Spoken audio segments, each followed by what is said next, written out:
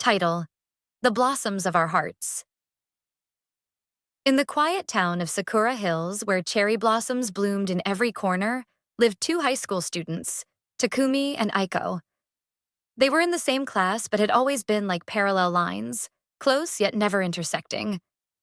Takumi was a reserved boy with dark, messy hair that often fell into his warm brown eyes.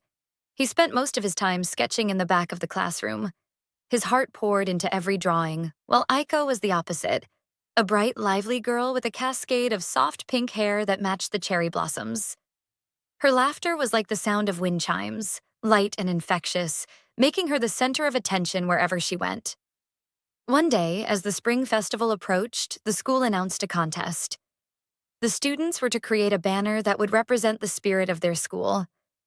The class decided Takumi would design it, and much to his surprise, Aiko volunteered to help him. It was the first time they had ever spoken beyond polite greetings. As they worked together in the art room after school, surrounded by the smell of paint and the soft glow of the setting sun, something began to change. Takumi, who was used to the solitude of his art, found himself opening up to Aiko. She, in turn, was captivated by the depth of his world, a world she had never noticed before. One evening, as they walked home together, the streets lined with falling cherry blossoms, Aiko suddenly stopped. "Takumi?" she said softly, her voice barely above a whisper. "I think I've always admired you, but I never had the courage to say it."